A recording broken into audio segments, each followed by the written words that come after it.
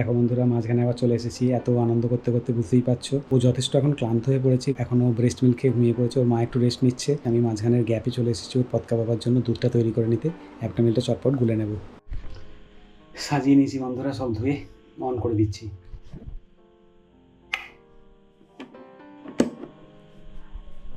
দেখো বন্ধুরা, দিন সবসময় ভালো যায় না, এটা বুঝতে পারছি। বেশ আনন্দে কাটছিল, খুব আনন্দে কাটছিল। হঠাৎ করে এই যে সেকেন্ড হাফটা হলো, আশীর্বাদ হয়ে গেল। তারপরে পতকা বাবার শরীরটা হঠাৎ করে প্রচুর খারাপ হয়ে গেছে, প্রচুর কাঁদছে, সর্দি বেরিয়ে আসছে, এরকম কন্ডিশন। আসলে ভুলটা আমাদের। ও এসিতে খুব কম থাকে, খুব রেয়ার থাকে, খুব গরম পড়লে তখন রাখা হয়। এবার এসিটায় কী হয়েছে, আজকে প্রচুর মানে অনেকে ছিল, ঘরটা পুরো সাফোকেশন হয়ে গিয়েছিলো। ওই জন্য এসিটা অল্প করে চালানো হয়েছে। একবার এসিতে ঢুকেছে আবার বেরিয়েছে, আবার কিছুক্ষণ পর এসিতে ঢুকেছে আবার বেরিয়েছে। ওটা সর্দিটাকে মারাত্মক বাড়িয়ে দিয়েছে। এক্ষুনি আমরা ডাক্তারখানা যাচ্ছি, ডানকুনিতে যাবো। এখন গাড়ি বুক করা হয়ে গেছে, দেখি কী ভাগ্যে আছে।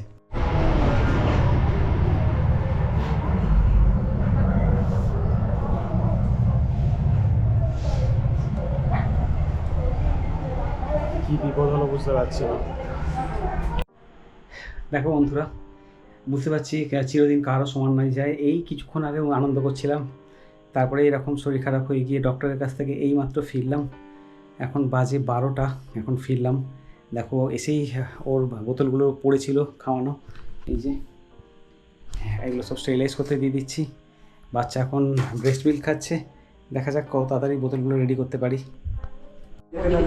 দেখো এবার, দেখো ঠাম্মার সঙ্গে কিরকম খেলছে, দেখো এসে চনমনে হয়েছে। শোনা বাবা, আমার চমকা বাবা। হ্যাঁ, আমার সোনা বাচ্চা তো খুব ভালো ছিল। শোনা, আরে বাবা রে, খুব কষ্ট। শোনা, আমি ওষুধ খাওয়াবো এখন, দাও তোমার। দেখো বন্ধুরা, এখন বাচ্চাটা একটু দেখলে একটু ছটফট করছে, দেখালাম। ঠাম্মার কোলে ঘুমিয়ে পড়েছে, মায়ের কাছে একটু খেয়ে। আমি এদিকে দুধটা ততক্ষণে রেডি করে ফেলেছি।